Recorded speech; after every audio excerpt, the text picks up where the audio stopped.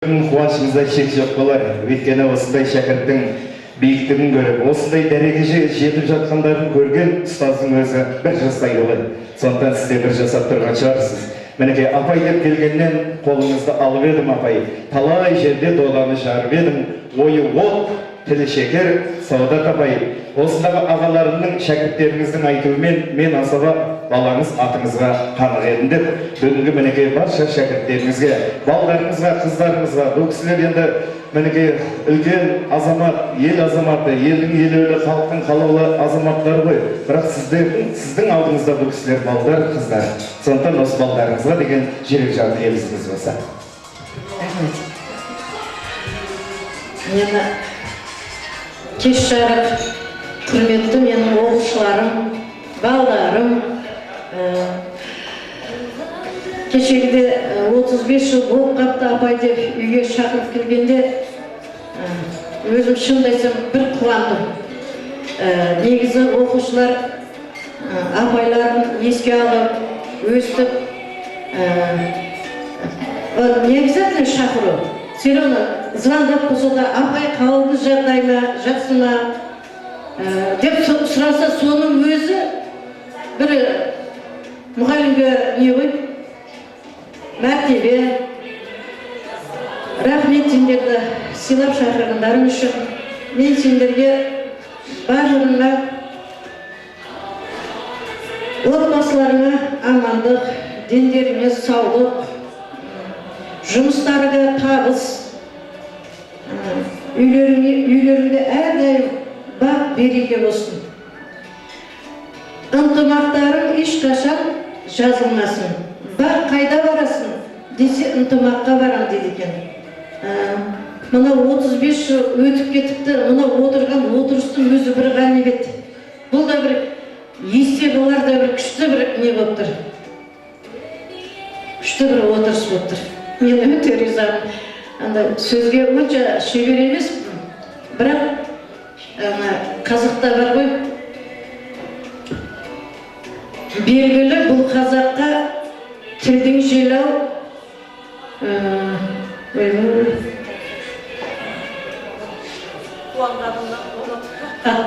қуанғанына ұмытпай қалдым мен. Қонғаны қазағымның ойы болса екен, ойдан төбет жайылған ау қой болса екен, қазағым күнде осындай отыратын үйінде оқушыларымның күнде той болса екен.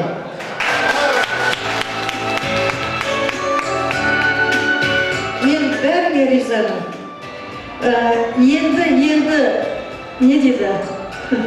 Уже қыздарды да естеп отырмын қазір. Балдарды да естеп отырмын. Бәріңе рахмет. Бәрің бақытты болыңдар. Рахмет. Бәрекелді апай, асықпаңыз. Бәрекелді, бәрі есінде деп жатсыз ғой.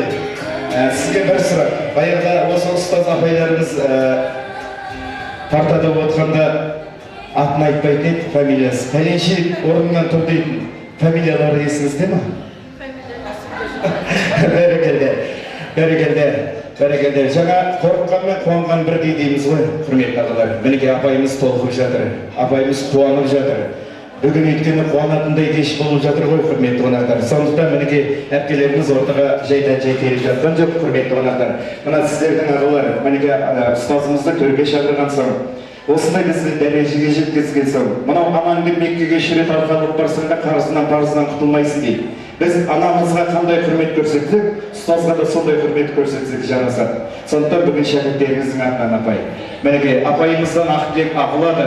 Өздеріңізді барша осында шәкірттеріңіз қай жаста болсын құрмет тұтып өзіңізді сағынады. Орамал тон болмайды, жол болады деген арнайы шәкірттеріңіздің атынан саусағыңызға $1000 алтын бриллиант жүзік тағылады. Қош келдіңіздер. Саламатсыздар ма? Кеш жарық кластастар, кеш жарық Сауdat апай. Мына сіз бізді жеткіздіңіз, оқыттыңыз, рахмет. Бізге келіп тұрсыз, мына жақсы тәрбие бердіңіз бәрімізге, рахмет сізге. Осы киелдің өзі бір керемет емес пе? оқыттыңыз, біздерді жақсы тәрбиеледіңіз, тәрбие бердіңіз.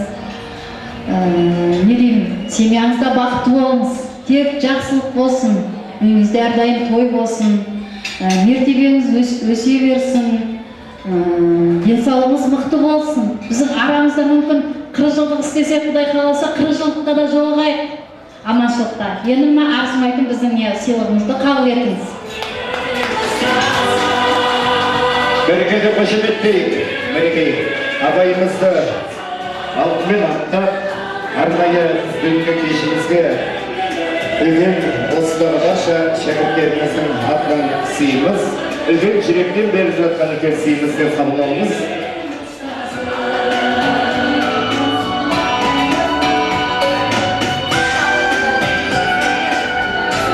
Бәрекелді естелікке суретке түсіп алсақ, енді мына сағын мол, таусылмайтын далаң болсын, кемінде төлебей Қазыбек әйтеке дейін бабаң болсын. Мінекей Құда қаласа Саладат апайымыз 120-ға келгенше аман болсын дейік. Ал құрметті ағалар, ақтасақаныз ашылды, алдарыңызға асмайды, екі қолды босмайды деп, осы ұстазымызды құрметте, бір орнымыздан тұрмалайшы кәріге, сыйлағанның белгісі болсын, сый құрметтің белгісі болсын ағалар, өтініш кәріге, ай берекеде, алыңыздар.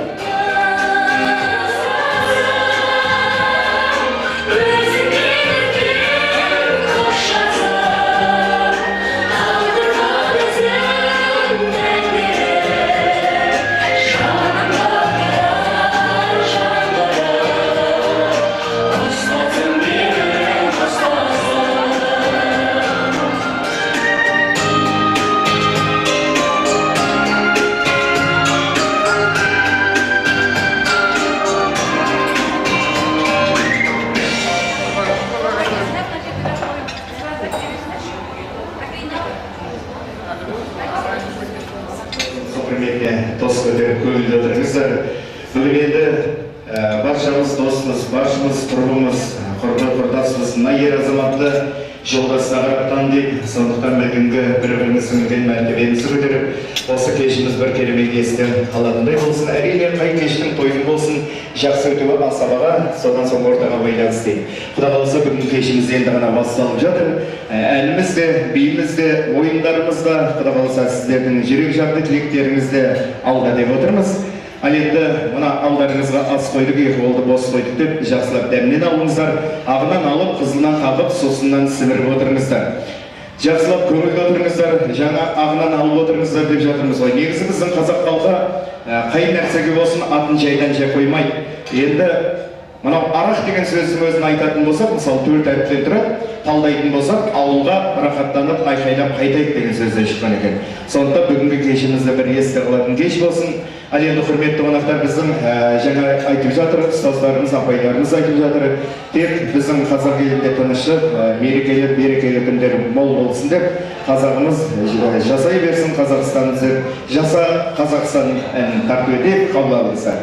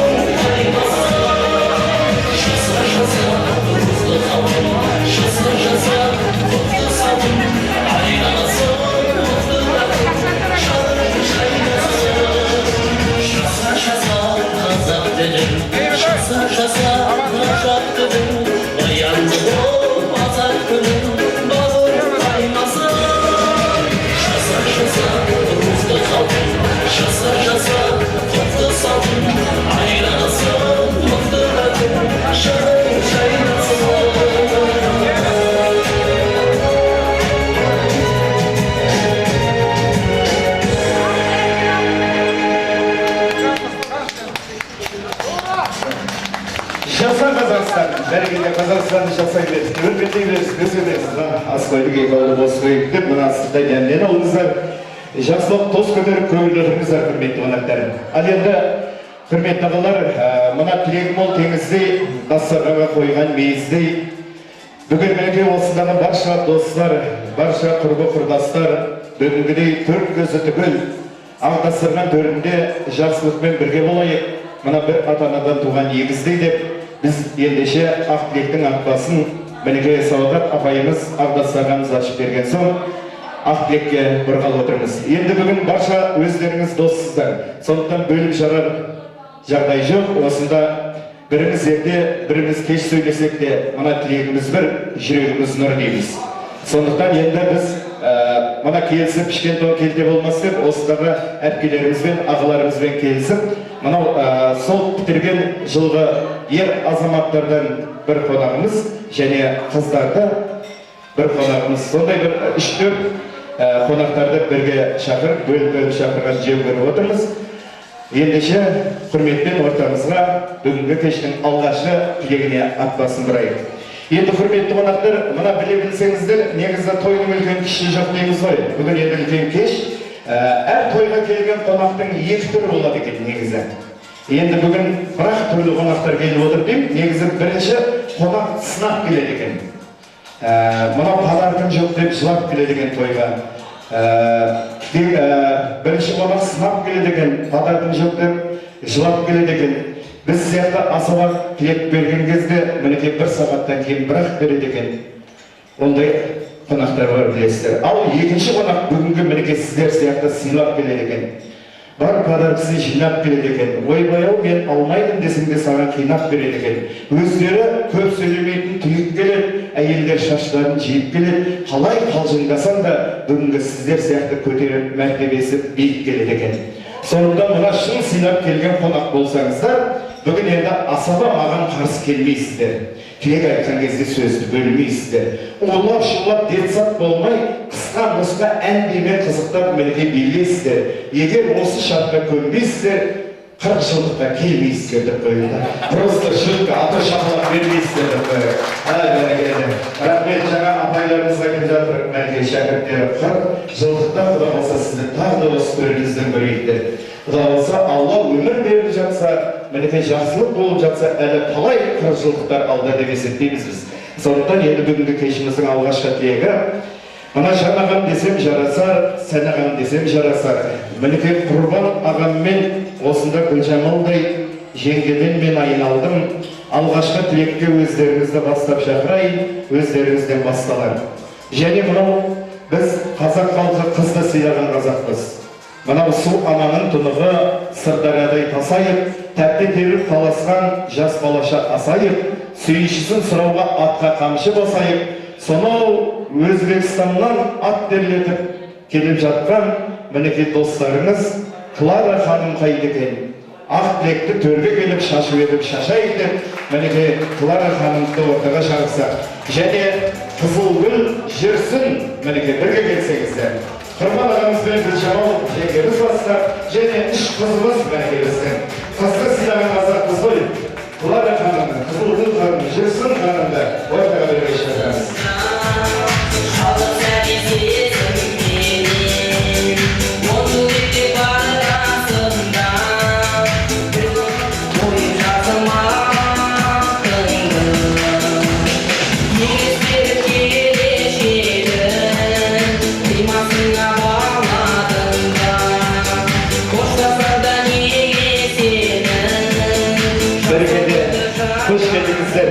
Бүгінгі кеш құтты болсын, баршамызға ортақ. Ендеше, мінекей әпкелермен бақ келердей, қыздар әрдайым мінекей бақ болып қонған ғой. Сондықтан мына алыстан ат келіп жатқан мінекей қонақтарымыздан бастасақ, яғни өзіңізден бастасақ. Енді бұл жақтан қонақтардың бәрі осы Қазақстаннан, сіз басқа республикадан келіп жатсыз ғой, Өзбекстан республикасы. Сондықтан бүгін біз айтып жатырмыз ғой, алыстан 6 жасар бала келсе, 60-тағы 70-тегі қарияларымыз тұрып сәлем беріп, төрге шығаратын қазақпыз. Мінекей осыда өздеріңіз байқап жатсыздар. Сонау Өзбекстаннан келіп жатқан Кларадай ханым қандай шырайлы, мінекей өздеріңізге қаптап ұнайды, асаба өлең құрайды. Бүгін 30-35 жылдық кешіңіздің алғашқы класстастардың атынан ақ тілекті Мырза Саба Клара ханым бұл қол шапалақпен өзіңізден сұрайды. Құрметті апай, ұстаз, сізді бүгін көргенімізде өте қуаныштымыз. Ұстаздық еткен жалғыз үйретуден балаға демекші. Қымбатты уақытыңызды бөліп, біздің 35 жылдығымыздың төрін гүлдей жайнатып отырсыз. Көзіңізді қуантып, әрқашан өстіп гүлдей жайнап жүріңіз. Алған тапсырған сыйлығымыз сізге құтты болсын, алтындай жарқырап жүре беріңіз әрқашан. Құрметті класстастарым, құрдастарым, жолдастарым. Мына Өзбекстан Республикасынан келді деп отыр ғой. Бәрімізде алғашқы бір мектеп босағасын естеп қарайтын болсақ, бәріміз Өзбекстанда туылдық. Өзбекстанның Жамбыл атындағы 7-ші мектепте оқыдық. Ал қазір арғы намунадан келгенде 10 жылдықта 9-10 сыныптарды бірге оқыдық. Бәріміз Максим Горький атындағы мектепте оқыдық. Мектеп табалдырығын аттағанымызға да бүгін 35 жыл болып қалыпты. Міне бәріміз құда-құдағи болдық, қызды қияға, ұлды қияға көндіріп отырмыз. Міне 35 жылдан кейін осы жерде бас қосып отырғанымызға өте қуаныштымын. Алдымен айтарым, осы той өз-өзінен болмайды. Баршамызға берген. Осы тойды ұйымдастырған ұйымдастырушыларға рахмет. Біз мектепте жүргенде, ылғи да жүргенде мынау Зағираның топтары ұйымдастырушылық қабілеті өте күшті. Әліге дейін сол ұйымдастырушы қабілетін жоғалтпастан отыр. Сіздерге алғысымызды айтамыз. Бәріміздің басымызды қосып отырсын. Мына мен Өзбекстан Республикасынан Гүлістан қаласынан келген болсам, Алматыдан Ерғазы класстасымыз келіп отыр.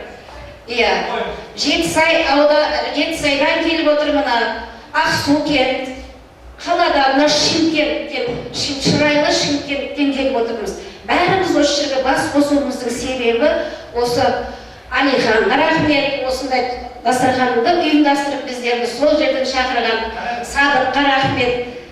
Және мен білетін, мен білмейтін және жәрдем берушілер болса, мына жүрсінге рахмет. Өстіп басымызды қосып отырғаным үшін алғысымды айтамын. Міне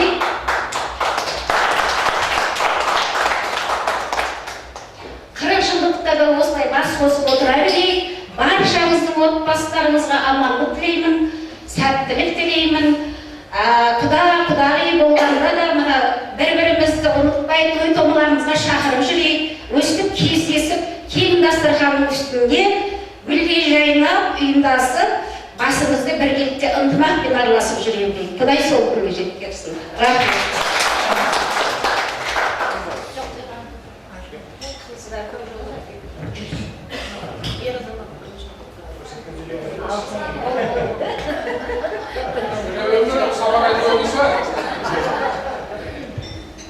Кешәрі, құрметті класстастар, құрдастар.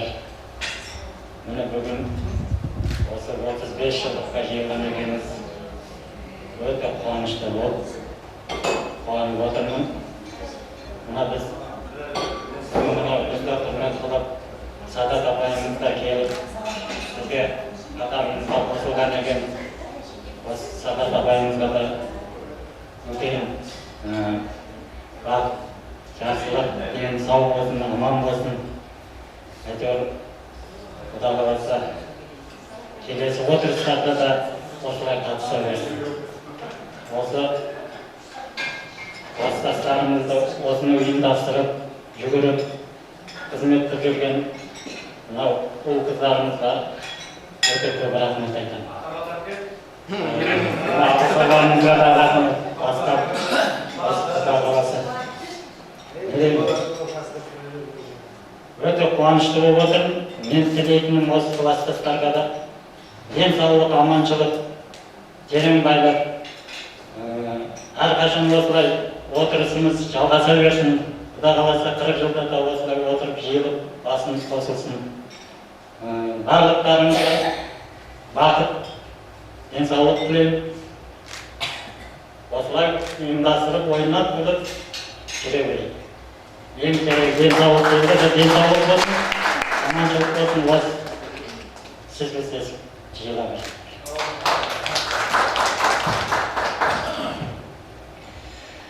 Класстас дейді. Бұрын біз бәріміз екі ауылдан келген жай ғана класстас едік. Келе-келе алмагезек заман болды. Арасу, берасумен көбіміз араласуға қалдық. Кейбір кездерде аңсарың болады екен, жас кезінде осындай балалық жасадық, ана жасадық, ана ауылдан мынандай болды, мына ауылдан мынандай қызық болды. Bir кезде шын көңілмен жасағандардың келе-келе ойын екенін біліп, адам жасын келген сайын, жас кездегі балалықтарды қатты сағынады екенсің. Осы сағыныштың кездесуімізде де болар еді. Алмаз ары өтті, бері өтті демекші, көшпелі заман болды. Енді міне осының арасында 35 жыл өмір өтіпті. 35 жылдың ішінде класстас емес, класс достар, класс туғандар десе де болады. Себебі қай жерде ағайын туысқан болсын, құда жекжат болсын, ең көңілді бірінші ана менің класстасым еді, кезінде осындай оқып едік, ана класстасым еді, мына қыз